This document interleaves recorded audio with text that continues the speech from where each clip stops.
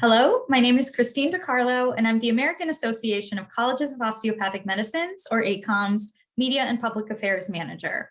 I'm joined by Dr. Leanne Chrisman-Khawam, who is an assistant professor of social medicine at the Ohio University Heritage College of Osteopathic Medicine, OU-HCOM, and director of an innovative family medicine education and training program, the Transformative Care Continuum, or TCC. The TCC program is a partnership between OU-HCOM and the Cleveland Clinic to educate and train family medicine physicians with an emphasis on community health. Dr. Chrisman-Khawam, thank you so much for joining me today, and congratulations on your recent Celebrating Achievements and Recognizing Excellence Award, a formal employee recognition program at OU-HCOM. We're very excited to speak with you today. Thank you so much, Christine, for having me. Thank you. So last June, we interviewed Dr. Sandra Snyder, Program Director for the Family Medicine Residency Program at Cleveland Clinic and TCC Director, about the TCC program from the Graduate Medical Education, or GME, perspective.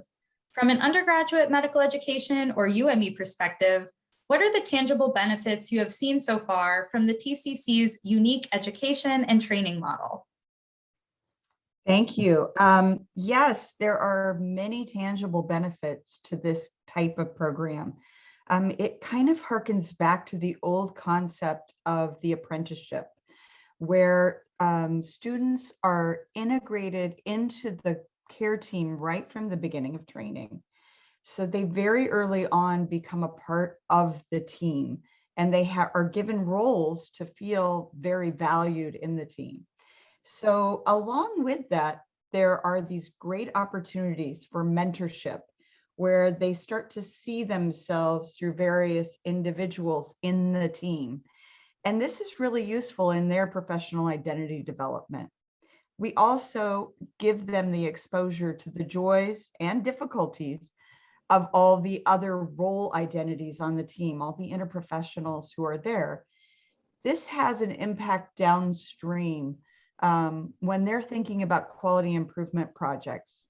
This comes from my own process as a program director, having done GME and seeing residents who plan quality improvement projects really around what other interprofessionals can take extra roles. And the problem with that is there were all these bottlenecks in the clinic and not a full appreciation for the roles and identities of the other interprofessionals on the team. So that's been a real tangible benefit, is having them so much more intimately aware of others' roles and identities. The other big thing that's been central to the program for me and in its creation is this huge opportunity to fail. That sounds horrible, doesn't it? That opportunity to fail, but I actually think that it's critical and key in medicine. We have such a high key 100% no failure kind of position. And what that does, it really takes away learning opportunity. Humans learn best when they fail. So I think of this much the way I thought of raising my teenagers, which was sending them out into the world with a huge safety net underneath them. I wanted them to fail while I was still there to catch them. And this is the unique thing, is that they're starting so early, they can't possibly know the medicine yet. So they have all this opportunity to fail and learn from that failure. That's awesome. I didn't really realize that was built in, the part about failure, but I think that's totally true. And it should be destigmatized and actually, held up as a good thing. So that's great.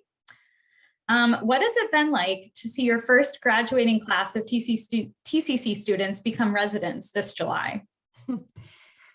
Well, on that regard, I am a very proud mama.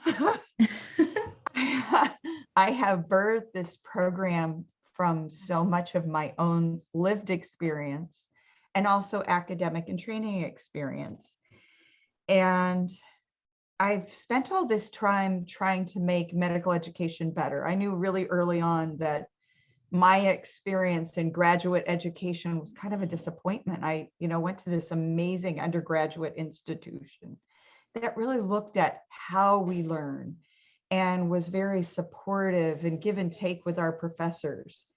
And then got to graduate school and thought, this is graduate school. This is awful. Like, I don't feel like I'm being molded into a position. I feel like I'm, literally sipping at the fire hydrant. And I went forward and said, I want to make this better. And that and my lived experience, I grew up in a pretty poor town, and a family that didn't have a lot, and my family doctor was the difference between us making it and not. And he actually brought me into his clinic, really as a benefit to himself, in that I covered all the positions in the office over the summer. So when people go on vacation, I would be the secretary, I'd be the accountant, I would be the nurse, I would be the medical assistant. So I learned all the roles in the office. Well, later I found that to be a huge framework, this platform for medical school. I understood the health system differently than others did. I understood how to come up with a differential, and that had an impact on my understanding of how one comes to learn. That there's something about this process of mentorship and seeing and becoming that's important. And we don't do it enough in medical education. We have all this information, and then we transition and have all this opportunity for the clinical side. Well, those should not be disconnected. They should be a continuous single piece. The brilliant thing has been in watching these graduates, they function so incredibly well in the clinic. They're self-assured. They have this sense of why they're doing what they're doing. And when they don't know, they go, I don't know. They're unafraid to go, hey, I don't know. Help me out here. Because they know that's part of the process.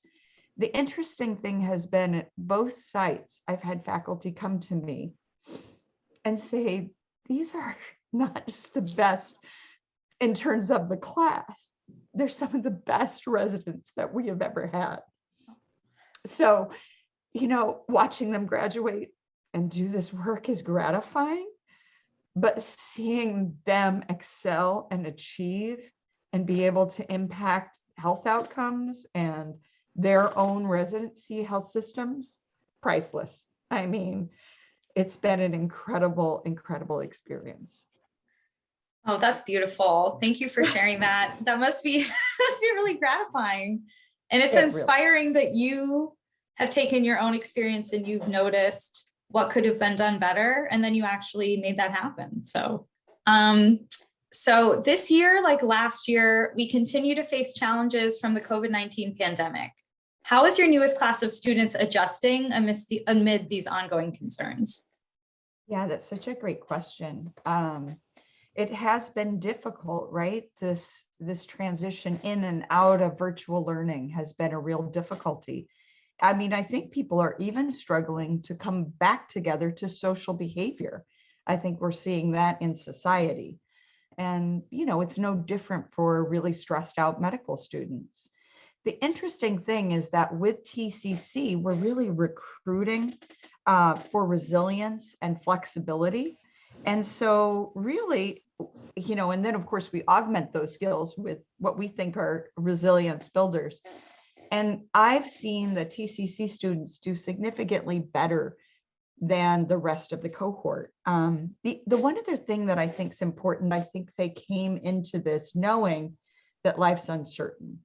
And, responding to that uncertainty has been a really valuable thing.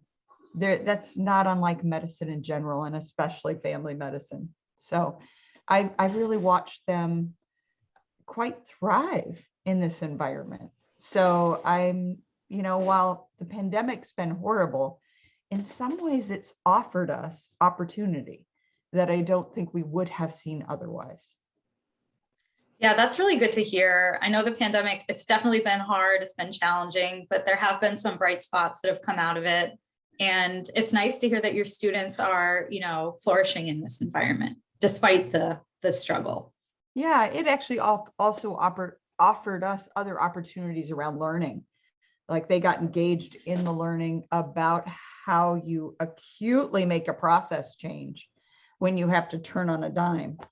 And that was more last year's class, but we certainly, we had to turn on a dime, and they got to help be part of how do you design your process when you have to design it overnight?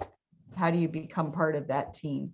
So that was a really good experience for them. Mm-hmm. Yeah, that is certainly a very valuable training experience that will serve them well down the road. So as an MD working to educate osteopathic medical students, what is your perspective on the value of continuous osteopathic medical education and training from UME through GME that the TCC provides? And how does the TCC model support the osteopathic learning environment? The thing is that I'm a family physician, and family medicine has a very similar viewpoint around those osteopathic principles of function and structure. I think that osteopathic medicine adds that quality of trust in the dynamic structure and the body's ability to heal itself, which I think is a very valuable concept, and the way that I like to look at medicine. It's interesting, I've probably been altered because just like I started in that family doctor's office, then in the summers around college, I worked in an osteopathic hospital, and probably would have been an osteopath if I had been, if I had been trained today. But there were not as many osteopathic schools back then, and they were all far, far away from where I lived. And I was, thought I'd never leave Oregon. Go figure. So how does your background in social medicine inform the TCC? And do you have any plans to expand the TCC's approach to fields beyond family medicine, such as social medicine, that might also benefit from such a strong focus on community? Social medicine is really an eclectic collection of educational trainings that lead towards a unified whole. So our social medicine department is really combined of a lot of psychologists, historians, philosophers, finance people, economics people, epidemiologists, anthropologists. We're a very eclectic crew. And being a family physician in that social medicine crew is a really interesting and novel thing as well, that they brought me in and accepted me as a part of this very interesting department. I was very drawn because of my lived experience, again, that there were things outside of medicine that were pushing on health. And I found that behavioral health was very, very necessary to my family medicine success. And I particularly found things like ACEs, adverse childhood experiences, as really detrimental to people's ability to heal. They were not healing themselves. It was like a rotting piece of themselves that was infecting the rest. And if one doesn't get there and treat that, you will never get the rest healed. Similarly, I found that racism, systemic racism, is another place. It's like the health system is plucking people out of a burning building that is systemic racism and treating the burns and then sending them right back out into the burning building. You can't do that and expect that sanctity of the unit to heal itself. There's already this other thing that's driving a lack of health. And that's why health outcomes are so disparate. So if we're not going to become a part of the community and help heal the community, then we're really not osteopathic at all, right? Because there are these other pressures that are causing ongoing injury. So I really think we have to think about health differently. And that's really the teaching that we're doing. We're not just creating, though, this sense of, oh, there's a problem, because I think education too often does that. We're actually giving them skills to respond to the problem. Like, how can you partner with the community to try to build a bridge over this, to heal this? Because that system also needs healed. And that's really the goal of the program, is to help folks be able to, support not just the body unit, but the community unit, the medical education unit, and the health system unit. Yeah, I really appreciate that example too. I mean, this past year has illustrated all of the other pressures we're facing, systemic racism especially. I love that analogy about the burning building. It's powerful, it's true. But you're right, the osteopathic approach requires you to look at all of that and to tackle it together. So I appreciate that answer. So when we spoke with Dr. Snyder, she referred to the TCC program as her immunity to burnout because of the important work its students and residents are doing in the community. What have been some of the most inspiring community projects TCC students have worked on this year? I really think that people have this passion to make things better and to heal. And that's what brings you to medicine. And the enormous moral injury is this lack of control in terms of the revisions to medicine in the 80s and 90s that were trying to decrease costs, really took away a lot of autonomy and control from the physician. And that leads to this incredible moral injury where you feel like you have no control and you're taking control away from the very people you're trying to help. So we're teaching, as she noted, these young minds how to create these things based on their passions. I know originally they really wanted us to create projects and plug students into them, which again is not the concept, because that doesn't get to that what burns inside of you, that thing that drives you to do good. So yeah, that's the inspiration, is these ideas are so much better than anything we could come up with, because they come from their passion and their desire to give autonomy and control back to their patients. Part of what we teach them is all about this sense of being patient-centered.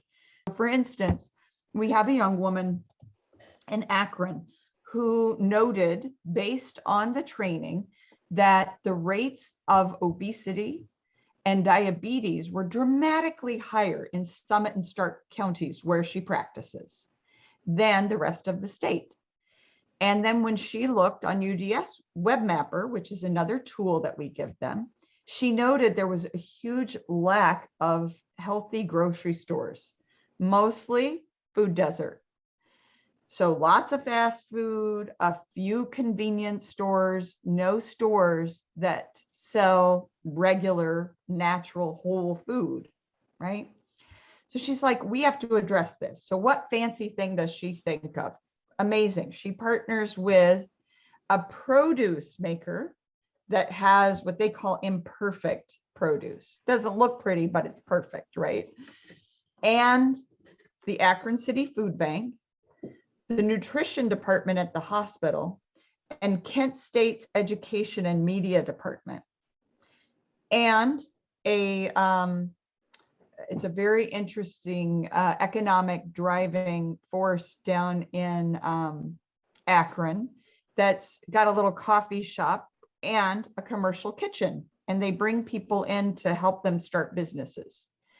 She got the food, the commercial kitchen. She made all these videos to educate people about how to use the food. And now she has a caregiver catalyst grant to create food boxes that are disease specific to match the videos that can go out to those in need who are on SNAP.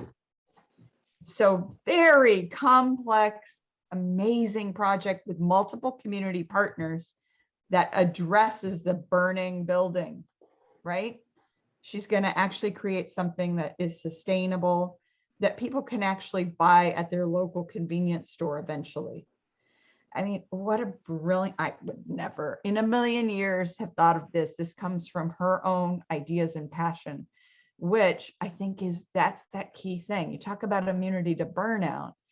When you have that piece of control and you see yourself do good work and it changes lives for the better, suddenly, right, that even when it doesn't work, you try again because you've seen it happen before. We have another group in Lakewood that is addressing primary care coordination for very complex medical and psychiatric patients who have been homeless for at least 1 year. These people are being placed at frontline in their own housing unit, and they have such complex medical conditions and psychiatric conditions, and it's very hard to get that healthcare together. And this student was like, why is there not a primary care person that's the captain of the team? Why are we not pulling the healthcare together or partnering with the psychiatrist? The psychiatrist is taking care of the chronic, persistent mental illness, but not the medical problems. So she created an educational program from her residency where they will be going there and help with the care coordination and management of these complex patients. Look at the win-win. Her fellow residents are going to learn things about community medicine that they never would have. The patients are benefiting. Even that psychiatrist is benefiting because now it's not all on him. I always talk about this place where we collaborate as team members. This blurring of the margins is where all the magic happens. It's where we work together and our skills overlap, where the good ideas come from. And this student created this program. She's changing her residency. We have a student who's bringing trauma-informed care to the residency. We have a student now resident who did HIV screening and PEP and PrEP, post-exposure and pre-exposure prophylaxis for HIV in persons experiencing homelessness. We have somebody who's working on maternal and infant mortality by starting group visits at the support center.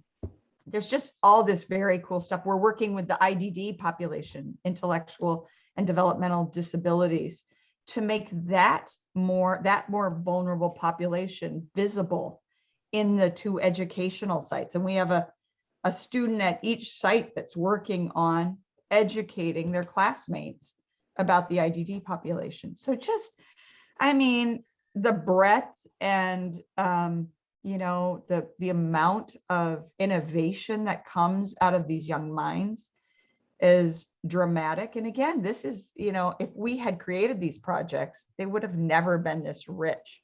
Plus, we would have been thinking, oh, let's fix diabetes this year. Then everybody, let's do a diabetes thing, right? That's how we would think about this. But instead, we're having these very rich things that will continue. The next group of students is coming behind and they're going, hey, I like that food project. I want to help with that.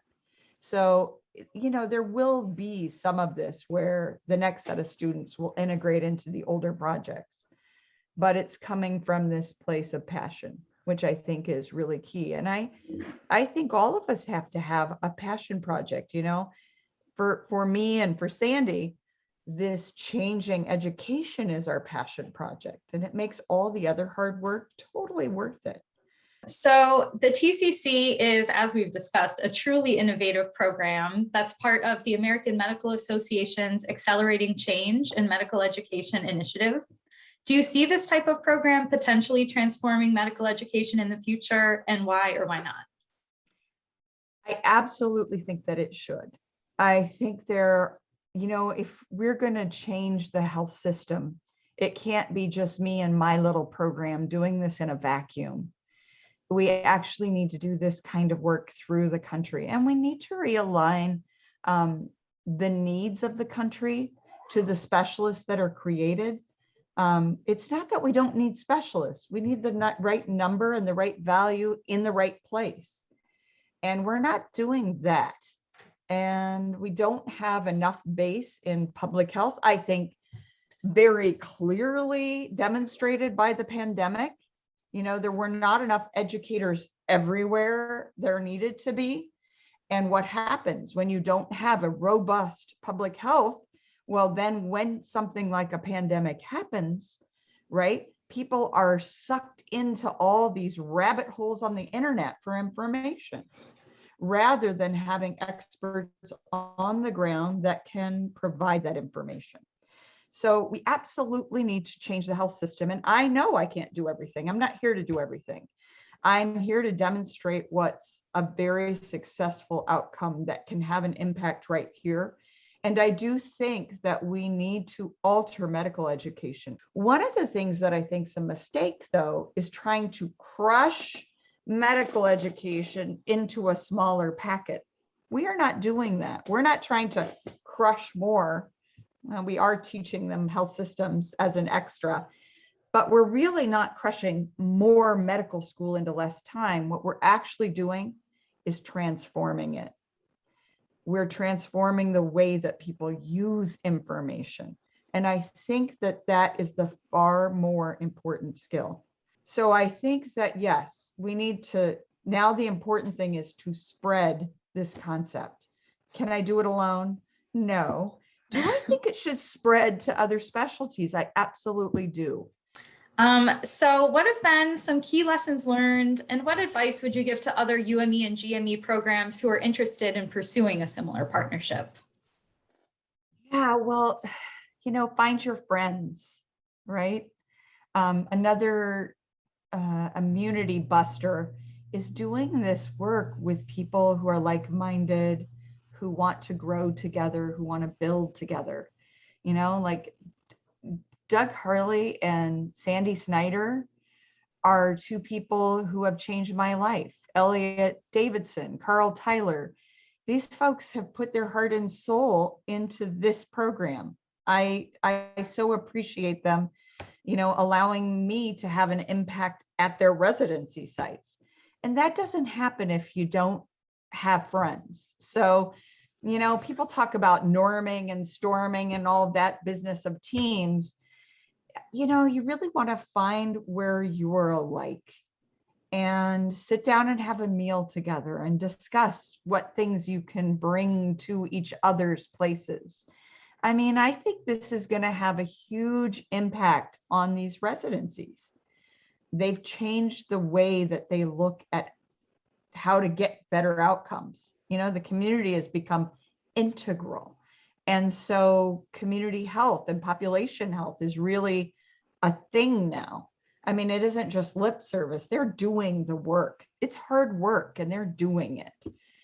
So, and you know what? I, in exchange, have gotten a place where students are training and becoming better, where nurses and MAs are becoming more empowered to be the faculty for these students. They are becoming their educators. And that gives them power to help the patients be better. I mean, it works for all of us in terms of immunity to burnout. I would just say, the other thing is that there is a cost. So plan for the cost up front. You're going to get downstream benefit in terms of value to patients and this change to the healthcare system, but there's upfront cost. And one of the things that we did not do well, we're big ships that move in the ocean, and you know how big ships are, they don't turn very fast. There are systems that exist that are at odds between these big ships. I would say the biggest thing were all of our learning management system, our computers, the way how we talk to each other. My God, firewalls, kill me with the firewalls, right? We can't work on a document together because if I send the document, it comes up as confidential or something, and they can't get it and they can't open it. So we have to send it through a backdoor to their home Google, and they work on it. I mean, it's just all these crazy things. So I'd say, those are things that, I mean, they're such simple things, they're little things, but boy, they get in the way of, the good work. So there are some things to think about that way, about how systems work and how we communicate and all of that. Yeah, that's helpful. That's practical advice. I can't tell you how many times I've had a very simple IT issue, like throw me off for a few hours. So Yeah, it definitely yeah. makes an impact. Well, Dr. Chrisman-Khawam, it's been really very much of a pleasure to talk with you about the TCC program, your students, those who have gone on to be residents, just really inspiring work. So I want to thank you for your time again. It's been a pleasure. If there's anything final words you'd like to share, please feel free. But if not, just it's been great to talk with you. Thank you, Christine. And honestly, such an honor to be able to share. Our big goal is to spread the Holy Grail and to share what we've learned, and to help change health systems for the better. So it's really my pleasure. I consider it a huge honor to also be doing this in the osteopathic world. I feel like, I've been given a special key to the back door, and I really appreciate my colleagues. I've actually only ever worked in osteopathic programs, so I have a very great love of my osteopathic colleagues and respect for the work that they do. And I really do feel honored to get to share it here first. Oh, thank you. I mean, we're thrilled to share it with our membership and more broadly. So I hope that this work continues to spread. And thank you again for everything you've done. Thank you.